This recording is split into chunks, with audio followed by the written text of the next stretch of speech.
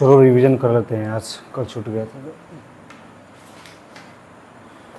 कहाँ तक हो गया है?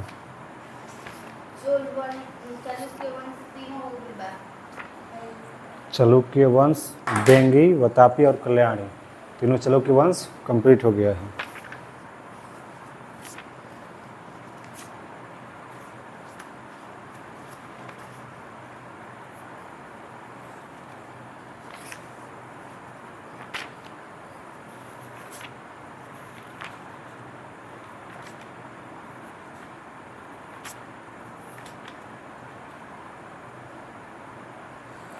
पल्लव वंश खत्म हो गया था।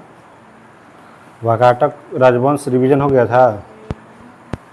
पल्लव वंश का हो गया था, ये सब हो गया था। चालुक्य वंश का,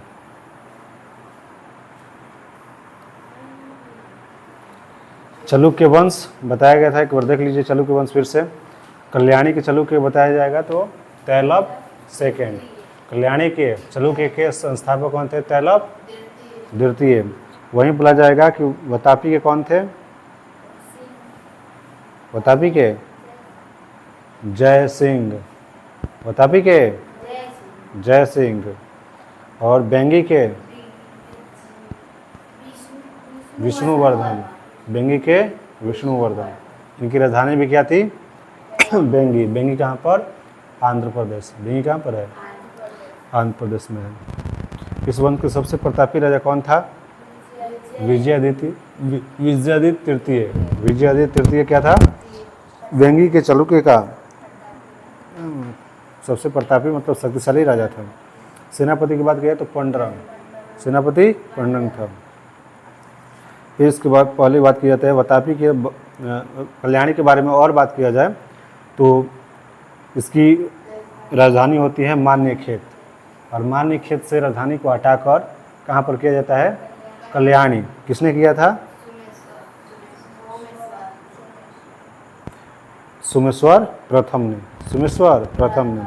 और इस वंश का सबसे प्रतापी राजा की बात की जाए तो विक्रमादित्य 6 हो जाएगा।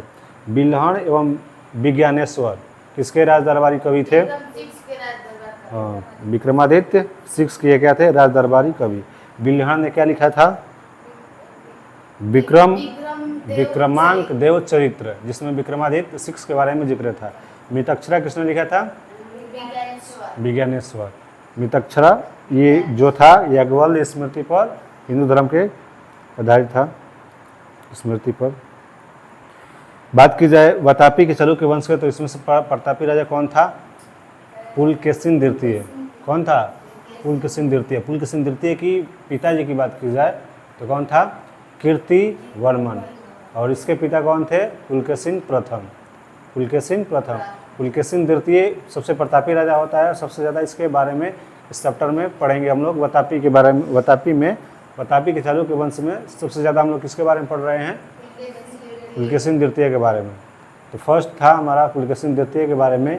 ये जो था हर्षवर्धन को हराया था। वही हर्षवर्धन जो किस वंश से संबंधित था?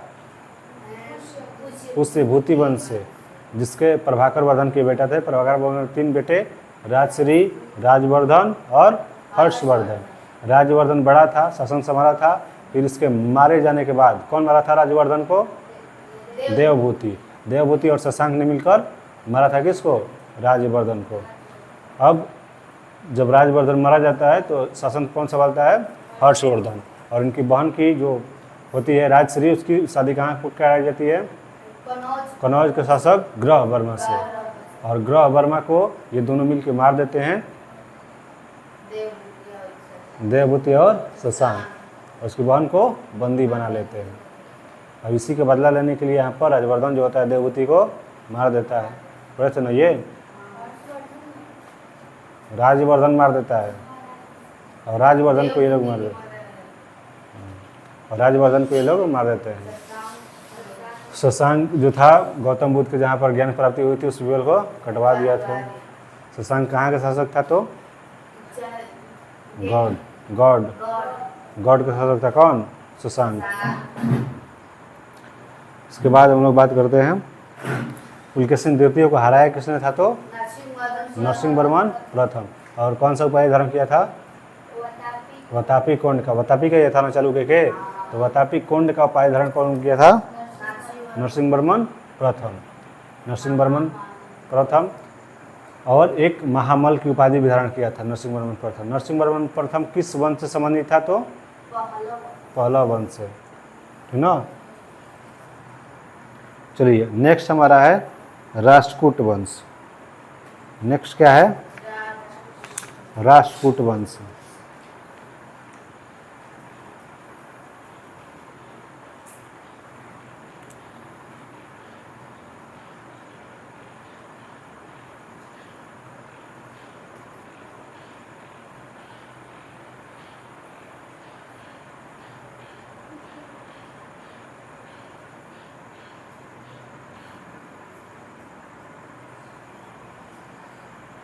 चलिए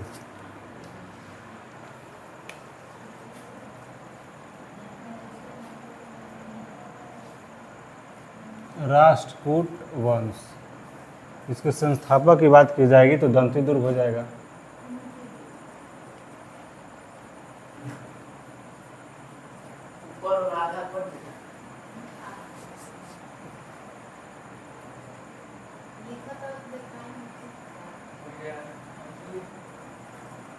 ठीक है,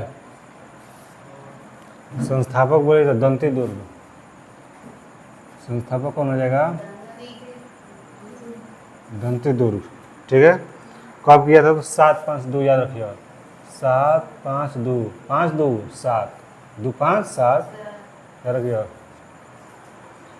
शुरुआत में वो कर्नाटक के चालुक्य राजाओं के अधीन थे। दंतीदुर्ग या राष्ट्रकूट वंश जो था यह स्टार्टिंग में किसके अधीन था? चालुक्य वंश के, जो कर्नाटक में था चालुक्य वंश, उनके क्या थे? ये अधीन थे। बताया जाता है कि कोई भी वंश जो स्टार्ट होता था किसी के अधीन में स्टार्ट होता था स्टार्टिंग में। जैसे गुप्त वंश में भी पढ़े आप लोग, श्रीगुप्त जो था वह भी अधीन था। किसका अधीन था? श्रीगुप्त। मौर्य साम्राज्य के, मौर्य साम्राज्य था ना। यहाँ पर देखिए राष्ट्रकूट वंश, यहाँ पर ये क्या था? चालुक्य वंश के क्या था? अधीन था। इनकी भी राजधानी क्या थी? मान्यखेत। राजधानी कहाँ होती है? मान्यखेत। इस चालुक्य वंश में भी राजधानी कहाँ थी? मान्यखेत। लेकिन कल्याणी किया गया था, किसने किया था? कल्याणी किसने किया था राजधानी? हमारा फाप ले लूँ, सोमेश्वर प्रथम। मान्यखेत इनकी भी क्या होती है? राजधानी होती है। और ये क्या थे? चालुक्य के अधीन थे। राष्ट्रकूट वंश के प्रमुख शासक की बात की जाए तो कृष्ण प्रथम हो जाएंगे। कृष्ण प्रथम। फिर इसके बाद कृष्ण प्रथम के बाद ध्रुव। फिर इसके बाद गोविंद तृतीय। गोविंद थर्ड हो जाएगा। फिर इसके बाद अमोघ वर्ष। फिर इसके बाद कृष्ण द्वितीय।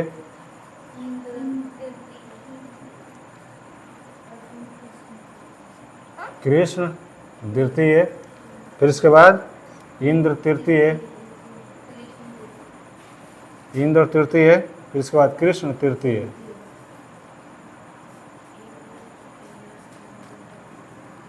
ठीक ना।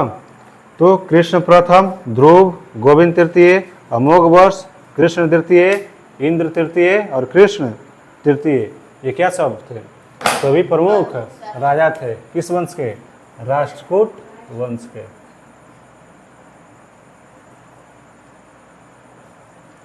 राष्ट्रकूट डायनेस्टी के ये सभी हमारे राजा हो जाएंगे। कहाँ पहुँच गया यार सब? डकबम कहाँ गलो सन? चल गया 2 घंटा में, 24 घंटा पर।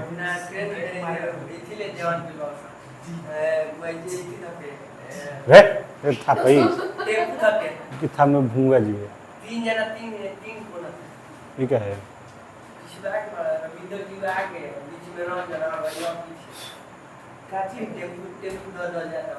ठीक है, टेम्पो चला, को टेम्पो चला तो डाक बम टेम्पो से जाता है।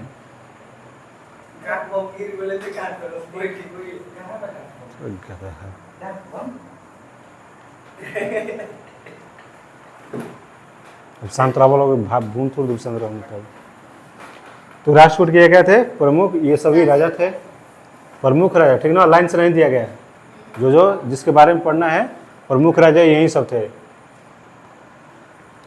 एलोरा के प्रसिद्ध कैलाश मंदिर का बताया गया था कि राष्ट्रकूट वंश के कृष्ण प्रथम ने निर्माण कराया था। पहले भी आप लोग पढ़ चुके हैं। 16 नंबर गुफा में जो है एलोरा कैलाश मंदिर, कृष्ण प्रथम जो होता है क्या करता है,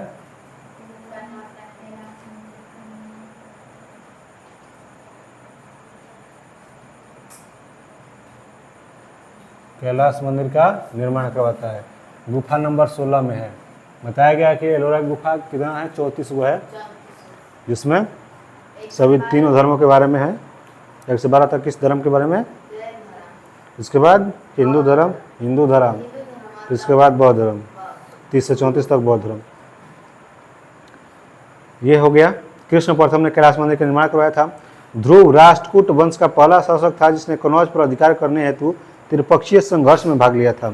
और ध्रुव जो होता है काफ़ी ज़्यादा यहाँ पर शक्तिशाली राजा होता है, ठीक है। और ये क्या किया था, इसने कनौज पर अधिकार कर लिया था।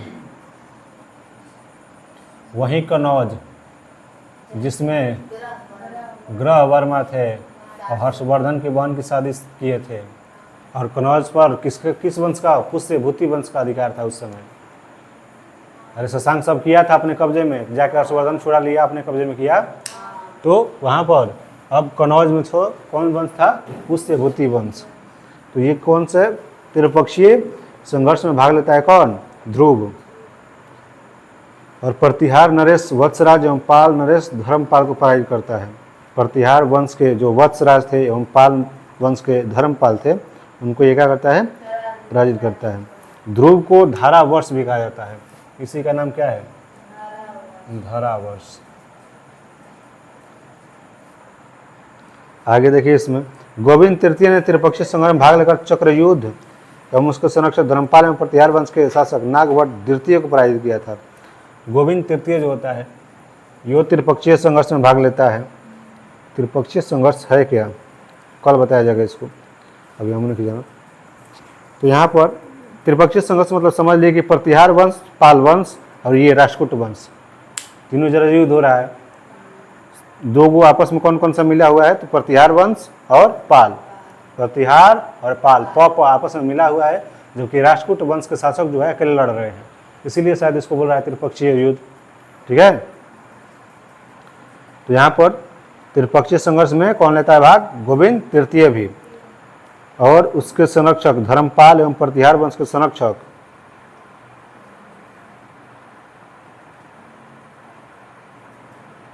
नागभट्ट द्वितीय को पराजित करते हैं।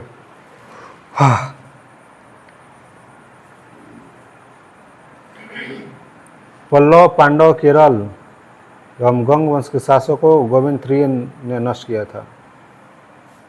गोविंद तृतीय जो था, ये जो था पल्लव वंश, पहलव और पल्लव दोनों अलग है। पल्लव वंश, फिर इसके बाद पांड्य, और केरल में जो था चेर, ठीक ना। इनको क्या किया था, ये हराया था, नष्ट किया था, मतलब हराया था। कौन, गोविंद तृतीय। अमोघ वर्ष जो था जैन धर्म का अनुयायी था। ये जो होता है किस धर्म का अनुयायी होता है, जैन धर्म का ये अनुयायी होता है। जैन धर्म का क्या होता है, मानने वाला होता है, अनुयायी जिसको बोलते हैं। इसने कन्नड़ में कवि राजमार्ग की रचना किया था। यादि पुराण, त्रिशला शिष्ट लक्षण, महापुराण के रचनाकार जिनसेन, गणित शास्त्र संग्रह के लेखक महावीराचार्य, अमोघ वृत्ति के लेखक रवितेन्द्र शाह अमोघ वर्ष के दरबार में आते थे। अमोघ वर्ष में तुंगभद्रा नदी के जल समाधि को लेकर अपने जीवन का लिखे थे। देखिए यहाँ पर अमोघ वर्ष में इसके दरबार में कुछ कवि रहते थे। कन्नड़ में जो कवि राजमार्ग की रचना किया था, इसने कन्नड़ में कवि राजमार्ग की रचना किया था। यादि पुराण एवं त्रिशला पुराण की रचनाकार जिनसेन। कवि राजमार्ग अमोघ वर्ष, ये कवि भी था, तो याद रखिएगा कि अमोघ वर्ष जो लिखता है, कौन सा बुक लिखता है? कवि राजमार्ग।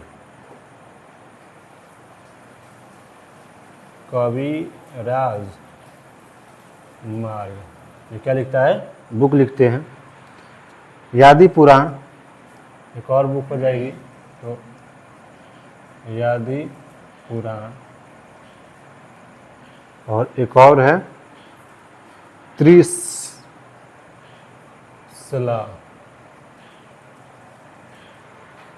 त्रिशिष्ट ऐसे है,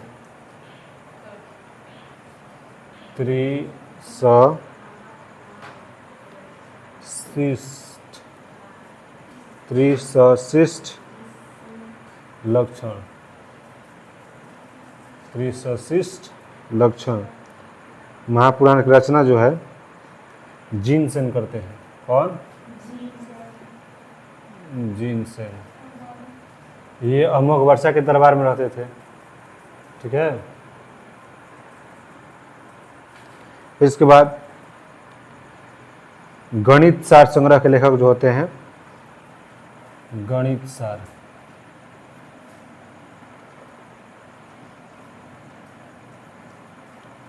गणित सार के लेखक कौन होते हैं? जिनसेन, सॉरी, गणित सेन के महावीराचार्य, महावीराचार्य होते हैं। फिर इसके बाद अमोघ वृत्ति के लेखक, अमोघ वृत्ति, अमोघ वृत्ति के लेखक कौन हो जाएंगे? सत्यायना।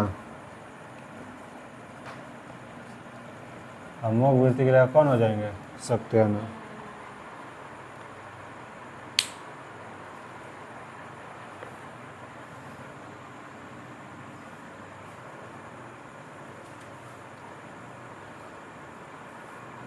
ठीक है, इतना क्या करना है, याद रखना है। ठीक है।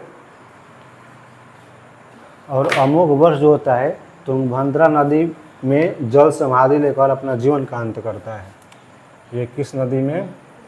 तुंगभद्रा नदी, याद रखिएगा। तुंगभद्रा नदी के जल में समाधि लेता है और अपना जीवन का अंत करता है। तो जैन धर्म को मानने वाला था। एक बुक लिखा था कविराज मार्ग, और इसके दरबार में कवि कौन कौन से थे? याद रखिएगा, आदि पुराण, त्रिशिष्ट लक्षण ही पता है। गणित सार के कौन थे? महावीराचार्य, और अमोघ वृत्ति के सत्यायना। ठीक है। तो अमोघ वर्ष की कहानी यहाँ पर खत्म होती है। फिर इसके बाद इंद्र तृतीय आता है। कौन? इंद्र तृतीय। इंद्र तृतीय के शासनकाल में अरब निवासी अल मसूदी भारत आया था। कौन आया था भारत में? अल मसूदी। और इसने एक बुक लिखा था, अल मसूदी। कौन बुक?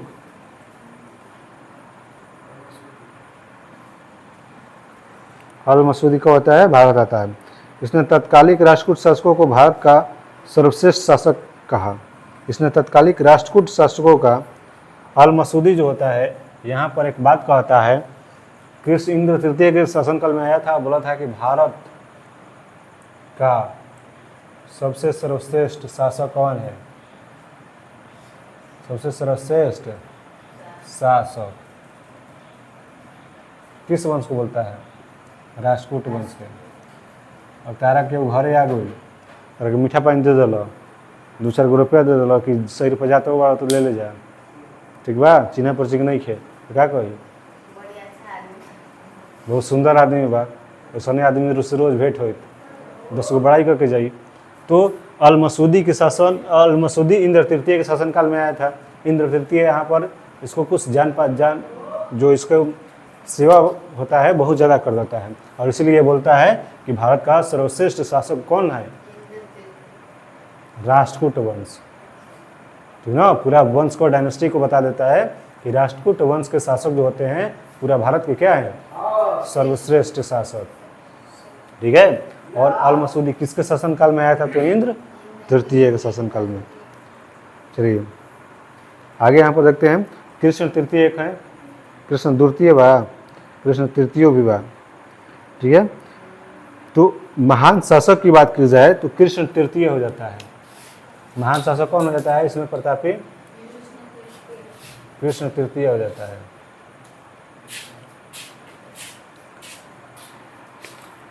फिर इसके बाद इसी के दरबार में कन्नड़ भाषा के कवि पोन, पोन एक याद रखिएगा, कन्नड़ के कवि थे ये, कन्नड़ कवि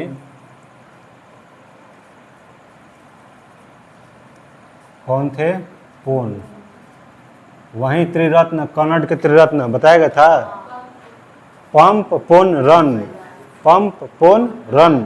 तो पोन किसके दरबार में थे, कृष्ण तृतीय के दरबार में थे। कौन, पोन, अरे पोन कन्नड़ कवि पोन।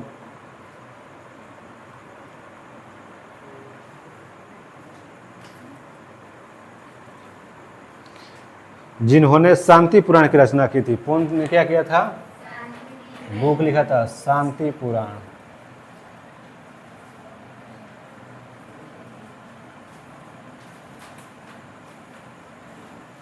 पोन ने एक बुक लिखा था, बोला था शांति पुराण बुक की। अरे आराम सस्ती रहेगा नहीं तुम लोग, बुक की रचना किया था, ठीक है। आगे देखिए यहाँ पर, कल्याणी के चालुक्य तैलभ सेकेंड ने 973 में कर्क को हराकर राष्ट्रकूट राज्य पर अपना अधिकार कर लिया और कल्याणी के चालुक्य वंश की नींव डाली। फिर यहाँ पर ये देखिए सेंटर में होता है राष्ट्रकूट वंश। राष्ट्रकूट वंश क्या होता है, सेंटर में। तैलभ सेकेंड किसका था, कल्याणी के था, वो इसको हरा देता है, राष्ट्रकूट वंश के शासकों को क्या करता है, हरा देता है और अपना ऊपर अधिकार कर लेता है। तो इसके बाद राष्ट्रकूट वंश के बाद कौन आता है, तैलभ सेकेंड, तैलभ सेकेंड। और तैलभ सेकेंड जो होता है कल्याणी के क्या करता है, राष्ट्रकूट वंश के कल्याणी के चालुक्य की स्थापना करता है। कल्याणी चालुक्य क्या करता है, संस्थापना करता है, ठीक ना। तो ये बीच में हमारा आ जाता है, जैसे कर्नाटक के चालुक्य वंश के अधीन थे, मानेक्षेत्र राजधानी थी, ठीक है, मतलब वातापी के अधीन थे, कर्नाटक वाला वही है ना। और फिर इसके बाद जो होता है आ जाता है हमारा कौन, तैलभ सेकेंड। इनको हरा के क्या करता है, चालुक्य वंश में कल्याणी चालुक्य के स्थापना करता है, इन सबको हरा के। तो राष्ट्रकूट वंश में इतना ही है। इसके बाद एलिफेंटा या एलोरा गुफा के बारे में दिया है, राष्ट्रकूट के समय सीमा में हुआ था। राष्ट्रकूट वंश के में ही क्या हुआ था, एलोरा की गुफाओं का निर्माण जो महाराष्ट्र में है। बताया गया है कि इसमें 1 से 12 जो तक था, कौन से धर्म से, अभी पता नहीं है, बौद्ध धर्म, उल्टा बोल रही है तुम लोग, बौद्ध धर्म से रिलेटेड है। 1 से 12 तक, कितना, एलोरा गुफा 1 से 12 तक क्या है, बौद्ध धर्म से। फिर इसके बाद हिंदू धर्म आ जाता है हमारा, हिंदू धर्म से रिलेटेड गुफा कितना हो जाता है, 13 से लेके 29 तक। और फिर इसके बाद जैन धर्म कितना हो जाता है, 30 से लेके 34 तक। तो एलोरा में कुल कितने गुफा, 34 गो। बौद्ध धर्म 1 से लेके 12 तक। क्या करने आया तुम, 1 से लेके 12 तक बौद्ध धर्म, हिंदू धर्म 13 से 29, जैन धर्म 30 से 34 तक, ठीक है। बौद्ध गुफाओं में सबसे प्रसिद्ध विश्वकर्मा गुफा संख्या 10 में है। बौद्ध में सबसे प्रसिद्ध की बात की जाए, फेमस की बात की जाए तो कौन सा है, विश्वकर्मा गुफा, विश्वकर्मा गुफा। गुफा नंबर 10 गुफा नंबर याद रखिएगा, ठीक है। इसमें एक चैत्य है, वहाँ पर 2 मंजिला और 3 मंजिला गुफाएं भी हैं, जिन्हें 2 थल और 3 थल नाम दिया गया है। इसमें एक चैत्य है, वहाँ पर 2 मंजिला और 3 मंजिला गुफा है। कितना मंजिला? 2 मंजिला और 3 मंजिला, जिन्हें 2 थल और 3 थल का नाम दिया गया है। एलोरा गुफाओं में 15वें में भगवान विष्णु का, तो विष्णु का एजन हूँ 15 नंबर, इसमें भगवान विष्णु जी का नरसिंह अवतार। कौन सा? नरसिंह। नरसिंह जो नरसिंह अवतार है, 15वां नंबर में दिखाया गया है। और फिर बतैला ही नहीं 16वां में कैलाश मंदिर नो शिव जी के बना गया है 16वां नंबर में। तो बस ये हमारा जो होता है, राष्ट्रकूट शैव वैष्णव शक्त समुदाय के साथ साथ जैन धर्म के भी उपासक थे। राष्ट्रकूट में कौन कौन से धर्म मानते थे? तो धर्म की बात की जाए तो शैव धर्म, कौन कौन सा? शैव धर्म मानते थे। फिर इसके बाद वैष्णव, शैव और वैष्णव, शैव धर्म और कौन सा धर्म? वैष्णव धर्म। फिर इसके बाद शाक्त एगो होता है संप्रदाय, शाक्त संप्रदाय। शाक्त संप्रदाय को क्या करते थे? मानते थे। इसके साथ साथ कोई कोई जैन धर्म को भी मानता था। ये एक था कि इन्होंने मुस्लिम के भी जो धर्म होता है उसको भी प्रचार प्रसार करने का ये क्या दिए थे? हाँ, अवसर दिए थे, स्वीकृति दिए थे। चलिए शांत रहिए और फिर से समझ लीजिए इसको। राष्ट्रकूट वंश हमारा इतना पे क्लियर हो रहा है एक वर्ड में, बस इतना समझ लीजिए। राष्ट्रकूट वंश का संस्थापक बोला जाएगा तो क्या बोलिएगा? दंती दुर्ग। कब किया था? तो 257, 257, 752 याद रखिएगा। 25 कितना बोला? 7, तो 752 में क्या किया था? दंती दुर्ग का राष्ट्रकूट वंश का स्थापना किया था। और ये पहले जो थे किसके अधीन थे? चालुक्य वंश के अधीन थे, ठीक ना। चालुक्य वातापी के अधीन थे ये लोग। राजधानी की बात की जाए तो मानेखेत, राजधानी कहाँ थे इन लोगों की? मानेखेत। यहाँ पर कृष्ण प्रथम जो होता है, एलोरा में कैलाश मंदिर बताया गया ना 16 नंबर। एलोरा में कैलाश मंदिर का क्या करता है? कृष्ण प्रथम जो होता है निर्माण करता है। ध्रुव जो होता है कनौज पर अपना अधिकार कर लेता है, त्रिपक्षीय युद्ध में भाग लेकर कनौज पर अधिकार कर लेता है। और इसको इसलिए क्या बोलते हैं? धारावर्ष उपाधि धारण किया था। कौन सा? धारावर्ष। इसके बाद गोविंद तृतीय होता है। और गोविंद तृतीय कौन कौन से वंश को हराया था? तो पल्लव, पांडव और चेर। केरल में कौन थे एक्टिव? चेर। इन तीनों क्या करता है? नष्ट करता है, हराता है। कौन सा? गोविंद तृतीय, ठीक है। गोविंद 1 2 3, 1 2 3, 3 को वंश को सफाया गया था। गोविंद तृतीय 3 3 3, गोविंद तृतीय 3 को वंश का क्या किया था? सफाया। अमोघ वर्ष जो होता है ये क्या होता है? जैन धर्म का मानने वाला होता है। अमोघ वर्ष कौन सा धर्म को मानने वाला था? जैन धर्म। याद रखिएगा, वर्षा न होने के कारण कौन सा वंश जो था, कौन सा धर्म जो था, इस तरफ से उस तरफ 2 भागों में डिवाइड हुआ था। यही हुआ था ना, अकाल पड़ा था। तो उस तरीके से याद रखिएगा, अमोघ वर्ष वर्षा नहीं होने के कारण जैन धर्म 2 भागों में डिवाइड हुआ, अकाल पड़ा था। तो श्वेतांबर दिगंबर, तो याद रखिएगा अमोघ वर्ष जो था कौन सा धर्म? जैन धर्म को मानता था। और ये जो था काफ़ी बुक वुक लिखने में एक्टिव था। तो इसने एक बुक लिखा था कवि राजमार्ग। कौन सा? कवि राजमार्ग। इसके दरबार में कवि कौन कौन से थे? यादि पुराण लिखा था और त्रिशिष्ट लक्षण लिखा था जिनसेन। कवि था कौन सा? जिनसेन। आदि पुराण और त्रिशिष्ट लक्षण लिखा था। फिर इसके बाद गणित सार कौन लिखा था? तो महावीराचार्य। अमोघ वृत्ति किसने लिखा था? सत्ययाना। और अंत में अमोघ वर्षा जो होता है तुंगभद्रा नदी के जल में क्या कर देता है? समाधि ले लेता है। याद रखिएगा, अमोघ वर्षा तुंगभद्रा नदी के जल में क्या करता है? समाधि लेकर अपना कहानी को अंत करता है। इसके बाद इंद्र थर्ड जो होता है, इसके समय में कौन आया था भारत में? अल मसूदी। कौन आया था? अल मसूदी।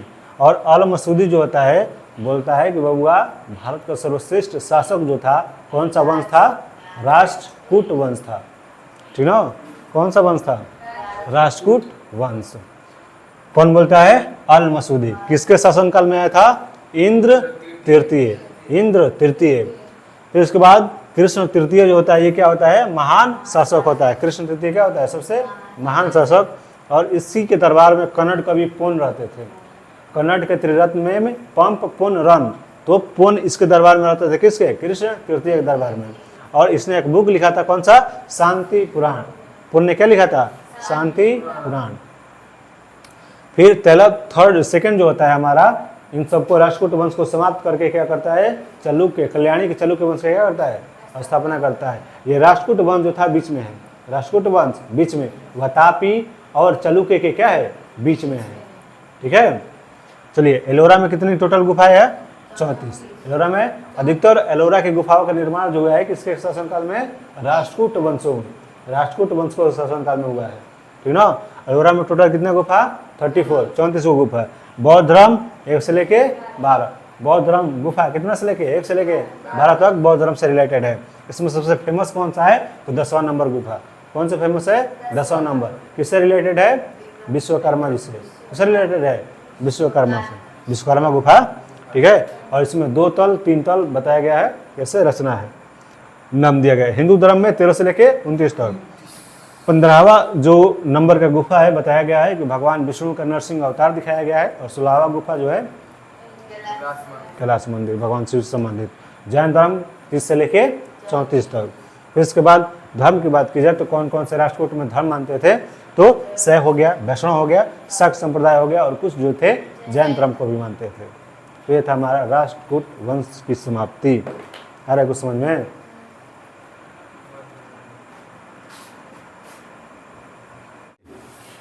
और छोटा छोटा कुछ वंश है, इनको देख लीजिए, ज़्यादा याद नहीं करना है, लुसेंट के हिसाब से इतना ही पढ़ना है। ठीक ना। और भी बड़े बड़े एग्जाम की तैयारी करेंगे तो इसके बारे में बहुत ज़्यादा डिटेल में पढ़ाया जाएगा, लेकिन जितना दिया है अभी लुसेंट समाप्त कर रहे हैं तो लुसेंट के हिसाब से देखिए। यादव वंश फर्स्ट क्या है हमारा? यादव वंश। और ईरान स्टार कुछ जाना तो यादव वंश के बारे में?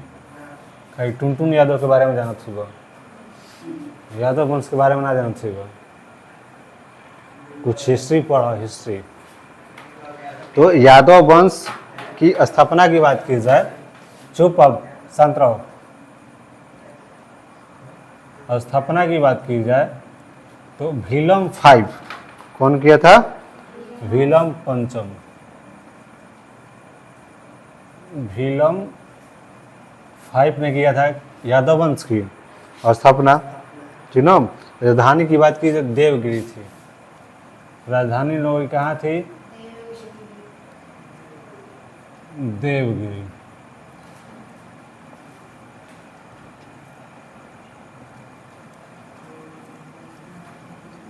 यह भी काफी शक्तिशाली वंश था। इस वंश का सबसे प्रतापी राजा की बात करें सिंधर था। प्रतापी राजा कौन था? सिंधर। प्रतापी राजा कौन हो जाएगा? सिंधर। प्रतापी राजा सिंधर 1210 से 1246 तक ये शासन किया था। ये याद नहीं करेंगे। 1210 तक 46 तक किसने क्या किया था? शासन किया था। अंतिम स्वतंत्र इसमें शासक था रामचंद्र। अंतिम बात की जाएगी, लास्ट शासक कौन था? रामचंद्र। रामचंद्र जिसने अलाउद्दीन की सेनापति मलिक काफूर जो था, आगे आप लोग पढ़ेंगे मध्यकालीन भारत में मलिक काफूर एक, कौन सा? मलिक काफूर। एक मूवी देखे होंगे अलाउद्दीन खिलजी बना हुआ है रणबीर सिंह, उसमें मलिक काफूर जो है एक ट्रांसजेंडर छाका बना हुआ है। ठीक ना। और ये काफ़ी शक्तिशाली सेनापति नेतृत्व कर रहा था अलाउद्दीन खिलजी के लिए, मलिक काफूर। और इसके सामने जो होता है रामचंद्र जो होता है अंतिम अपना क्या कर देता है? आत्मसमर्पण कर देता है। मतलब अलाउद्दीन खिलजी के अधीन आ जाता है हमारा यादव वंश। ये भी काफ़ी शक्तिशाली था, लेकिन यहाँ पर आत्मसमर्पण कर देता है। बताया जाता है कि एक सोना में अपना मूर्ति बना के उसको कैद करवा के दे दिया था मलिक काफूर को, यानी अलाउद्दीन खिलजी के अंतर्गत आ गया था यादव वंश सबका। संगीत शास्त्री सारंग देव राजा सिंधन के दरबारी थे। राजा सिंधन या सिंधन, दो अलग अलग लिखा है, दोनों एक ही एक अलग अलग है। राजा सिंधन के दरबारी कौन थे? सारंग देव। संगीत शास्त्री थे कौन सा? सारंग देव। ये किसके दरबारी थे? सिंधन के। वो सिंधन है, ये सिंधन है, पता नहीं, दोनों अलग अलग एक एक है, ठीक ना। सारंग मतलब संगीत से रिलेटेड होला। सारंगी नहीं होता है। तो संगीत शास्त्र जो सारंग देव थे किसके दरबारी थे? सिंधन के। उन्होंने संगीत रत्नाकर नामक ग्रंथ की रचना किया था। संगीत रत्नाकर किसने किया था? संगीत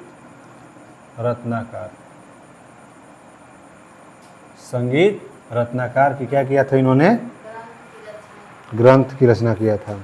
बस इतने पड़ेगा यादव वंश के। स्थापना बोला जाएगा तो भीलम पंचम, प्रतापी बोला जाएगा तो सिंधड़। 1210 से 46 तक। राजधानी कहाँ थी? देवगिरी। अंतिम रामचंद्र किसके सामने आत्मसमर्पण किया था? मलिक काफूर किसका सेनापति था? अलाउद्दीन खिलजी का, ठीक है। सारंग देव क्या थे? संगीत रत्नाकर की रचना किए थे और ये सिंधन के दरबार में रहते थे। बस, ठीक है। यादव वंश यहाँ पर समाप्त होता है। होयसल वंश इसके बाद है। कौन सा वंश? होयसल वंश। कौन सा वंश? होयसल वंश। होयसल वंश के संस्थापक विष्णुवर्धन। एक और संस्थापक है विष्णुवर्धन, किसका? बेंगी के चालुक्य के संस्थापक विष्णुवर्धन। होयसला वंश के संस्थापक कौन हो जाएंगे? विष्णुवर्धन। ये जो थी यादव वंश की ही एक ब्रांच थी। यादव वंश की क्या थी? एक ब्रांच, शाखा, ठीक ना। जैसे पंजाब नेशनल बाटे, सब जगह अलग अलग। ये क्या है? यादव वंश की क्या है? एक शाखा है। कौन सा? होयसला वंश। बेलूर में चेना केशवा मंदिर एक है। चेना केशवा मंदिर। कौन सा? चेना केशव मंदिर। केशव मतलब होता है कृष्ण, ठीक ना। चेना केशव मंदिर का निर्माण जो होता है कौन कराते हैं? विष्णुवर्धन। कब किया था? तो 1117 में, ठीक है। होयसला वंश का अंतिम शासक कौन था? वीर बलाल तृतीय। अंतिम हो जाएगा, अंतिम कौन हो जाएगा? वीर बलाल। कौन हो जाएगा? वीर बलाल तृतीय। भारत भगाओ तो इसको। वीर बलाल तृतीय क्या हो जाता है? ये होयसला वंश के अंतिम शासक, जिससे मलिक काफूर ने हराया था। और इसको किसने हराया था? जिससे मलिक काफूर के सामने यहाँ पर आत्मसमर्पण, छोड़ दो। इसने मलिक काफूर के सामने आत्मसमर्पण रामचंद्र ने किया था ना, और इसको बिल्कुल हरा दिया था। कौन सा? मलिक काफूर। मलिक काफूर क्या कर देता है? हरा देता है। मलिक काफूर डाल के यूट्यूब में सर्च कीजिएगा। ये काफ़ी ज़्यादा शक्तिशाली सेनापति था, और ये जो था ट्रांसजेंडर था, छाका था, और ये काफ़ी ज़्यादा शक्तिशाली। देखते हो उनका शरीर जो होता है काफ़ी पावरफुल होता है उन लोगों का। किन्नर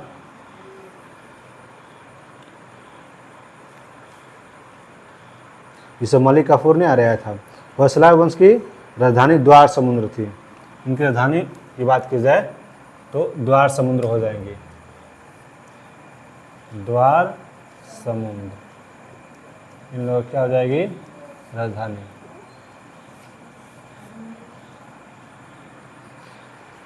नेक्स्ट कदम वंश। हमारा नेक्स्ट है कदम वंश। और इसी वंश का एक राजा जो था मध्यस्थता करवाया था। किनके बीच में?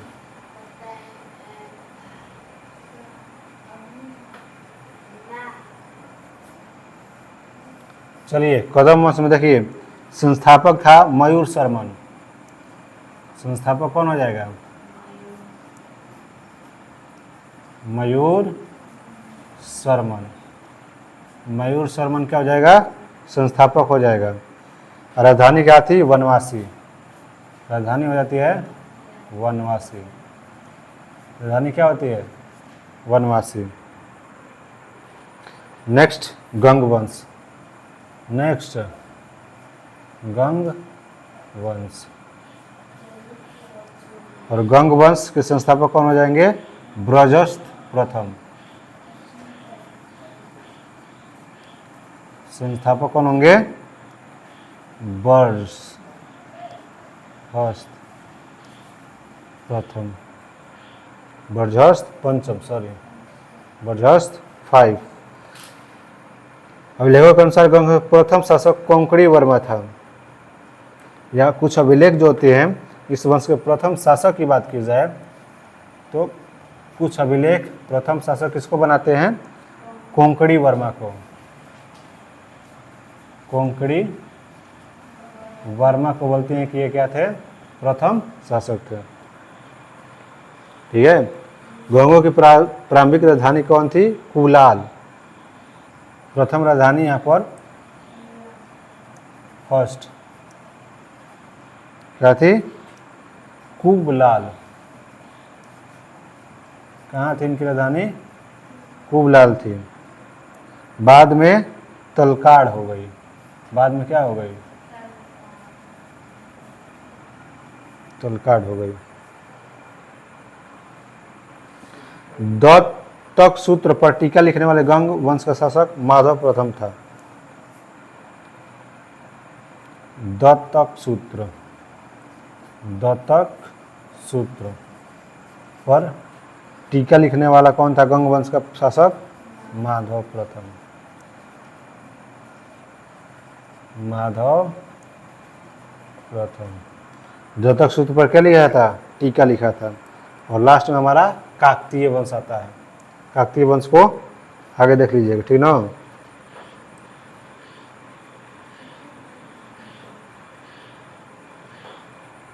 चलिए इसको देख लीजिए। लास्ट में हमारा एक बचा हुआ है काकतीय वंश, उसको आगे देख लेंगे एक बार। इनको शब्द को देख लीजिए एक बार फिर से। यादव वंश छोटा छोटा राजवंश है, इसके बाद काकतीय वंश बचा है, उसको देख लेंगे अभी। तो यादव वंश स्थापना बोला जाए तो भीलम पंचम। भीलम पंचम क्या करवाया था? स्थापना। देखिए इसके पहले भी बहुत सारे भीलम 1 2 3 ऐसे करके होगा, लेकिन वो किसी का अधीन होगा।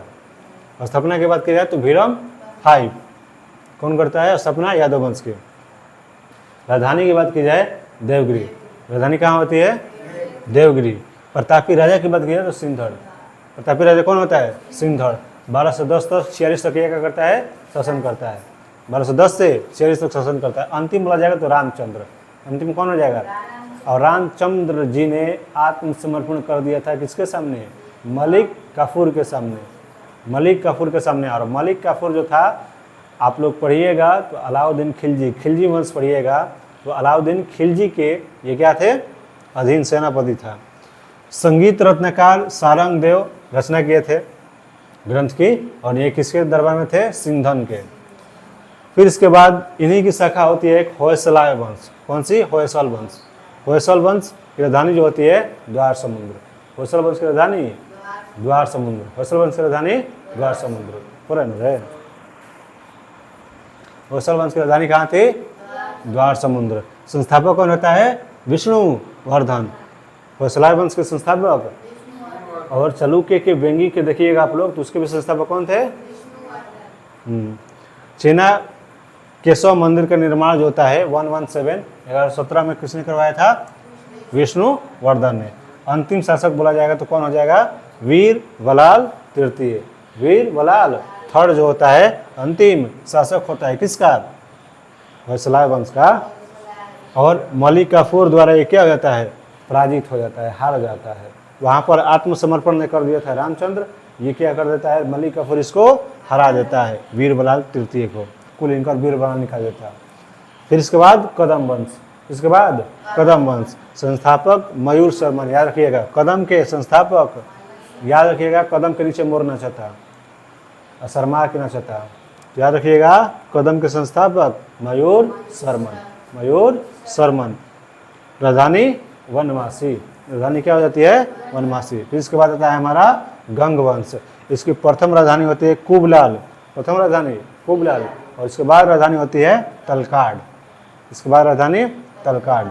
स्टार्टिंग कैसे न होता है, फिर क के बाद च, फिर ट, फिर त, यानी कुबलाल प्रथम राजधानी, फिर इसके बाद तलकाड। संस्थापक गंग वंश में कौन हो जाएगा? तो व्रजहस्त फाइव, जैसे भीलम फाइव था यहाँ पर यादव वंश में, ये भी क्या होता है? व्रजहस्त फाइव, गंग वंश के संस्थापक। प्रथम अगर बात की जाए कि प्रथम शासक की बात की जाए, तो इस वंश के प्रथम शासक कहीं कहीं पर अभिलेखों में दिया गया है, कौन सा? कोंकणी वर्मा, कोंकणी वर्मा। और दत्तक सूत्र पर टीका लिखा है, कौन सा इस वंश के शासक? माधव प्रथम।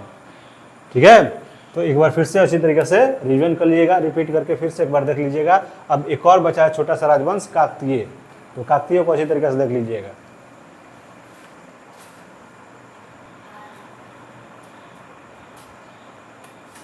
चलिए आगे हमारा एक बचा है काकतीय साम्राज्य, काकतीय वंश।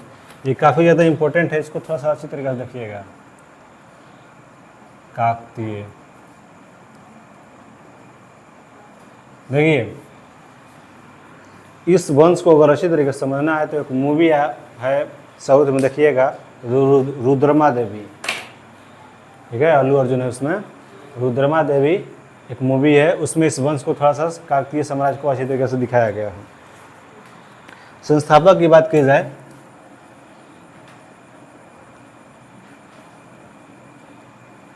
संस्थापक कौन हो जाएंगे? बीटा प्रथम। कौन हो जाएगा? बीटा प्रथम, जिसने नलगोंडा हैदराबाद के छोटे से राज्य का गठन किया था, जिसकी राजधानी अमकोंड थी। नलकोंडा याद रखिएगा, बीटा प्रथम ने नलकोंडा हैदराबाद में है, एक राजधानी का गठन किया था, और इसकी राजधानी जो थी, राजधानी इसकी कहाँ हो जाती है? इसकी राजधानी हो जाती है अमकोंड, अमकोंड, अमकोंड इसकी क्या होती है? राजधानी। अमकोंड इसकी राजधानी हो जाती है। इस वंश का सबसे शक्तिशाली राजा की बात करें, गणपति, पावरफुल।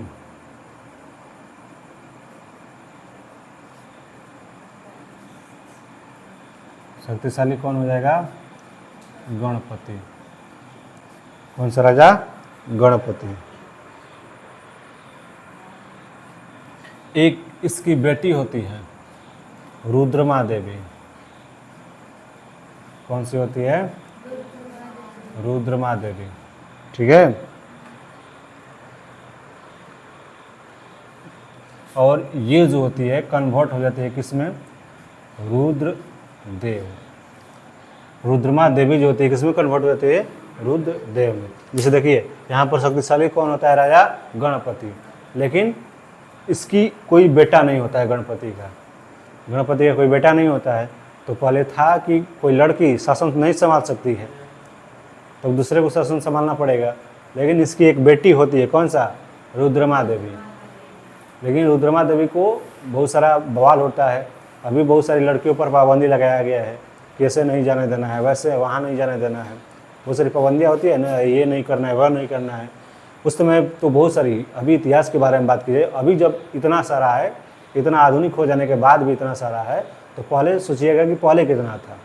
तो पहले बहुत सारा था कि महिला कैसे शासन संभाल सकती है, महिला कैसे शासन दिया जाएगा, और बहुत सारे अटैक करने वाले लोग थे, बहुत सारा शासन था, बहुत सारा पास में वंश थे। तो रुद्रमा देवी जो होती है, इनकी सिर्फ एक ही बेटी होती है, लेकिन इसको रिप्रेजेंट किया जाता है, लोगों को बताया नहीं जाता है कि बेटी हुई है, बताया जाता है कि हमारे घर में क्या हुआ है? एक बेटा हुआ है, और बिल्कुल इसको बेटा की तरह पाला पोसा जाता है, और इसका नाम दिया जाता है रुद्रदेव। क्या नाम दिया जाता है? रुद्रदेव। ठीक है, और इसको अच्छी तरीके से तलवारबाजी, सैनिक को कैसे मारना है, सब चीज़ें में अच्छी तरीके से इसको परिपूर्ण किया जाता है, और ये काफ़ी ज़्यादा शक्तिशाली हो जाती है रुद्र देवी। तो रुद्रमा देवी जो होती है, कौन सा? रुद्र देव के रूप में शासन संभालती है काकतीय साम्राज्य की। एक मूवी है, इसी तरीके से देखिएगा, अल्लू अर्जुन का रुद्रमा देवी। ठीक है, इसने 35 साल तक शासन किया था।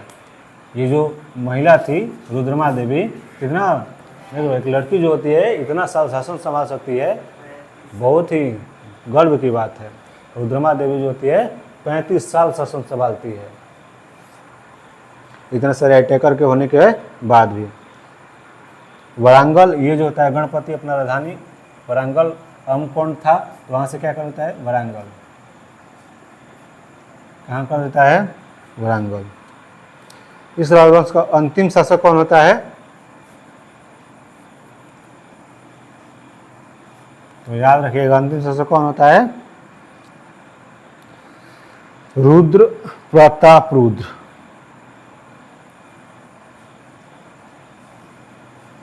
प्रताप रुद्र जो होता है इस वंश का क्या होता है अंतिम शासक। और ये कब से 1295 से लेके 1323 तक क्या किया था, इसने शासन किया था। तो याद रखिएगा छोटा छोटा ये राज था कौन कौन सा, यादव वंश, होयसला, कदम्ब, काकतीय। ठीक है, ये जो था हमारा खत्म हो गया। अब सीमावर्ती राजवंशों का अब युद्ध पढ़ेंगे आप लोग, कुछ कुछ है छोटा छोटा अब, और फिर इसके बाद मध्यकालीन भारत, कुछ और राज बचा हुआ है बस, ज़्यादा नहीं, 5-6 को छोटा सा डायनेस्टी बचा हुआ है, उसको ख़त्म कीजिएगा। अभी यहाँ पर देखिए काकतीय वंश, तो संस्थापक बीटा प्रथम, संस्थापक कौन हो जाएगा बीटा प्रथम। राजधानी यहाँ पर थी, ये राजधानी बनाया था हैदराबाद में नलकोंडा। नलकोंडा एक हैदराबाद की छोटा सा राज था, इनको ये राजधानी बनाया था बीटा प्रथम।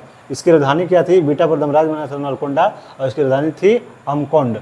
इसके शक्तिशाली राजा की बात करें तो गणपति, अच्छा वो नींद लगा, शक्तिशाली राजा कौन था गणपति, शक्तिशाली राजा गणपति। ये जो होता है राजधानी कन्वर्ट करता है अमकोंड से कहाँ पर वरांगल, अमकोंड से कहाँ पर कन्वर्ट करता है वरांगल।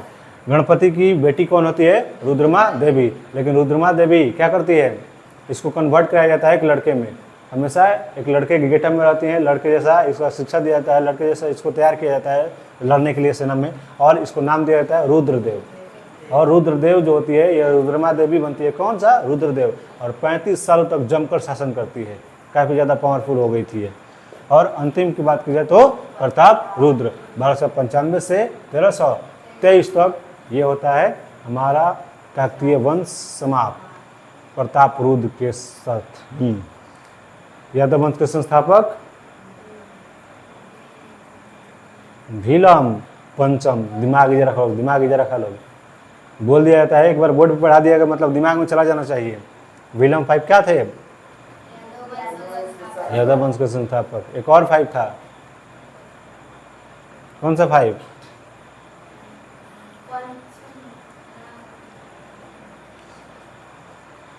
यादव वंश के बाद कौन सा वंश, होयसला वंश, होयसला के बाद कदम के वंश, गंग, कदम के बाद गंग, गंग के बाद काकतीय साम्राज्य। उसी तरीके से रिवीजन कीजिए, वीडियो को 2-3 बार देखिए, याद होगा, उसके बाद कॉपी पलटिए।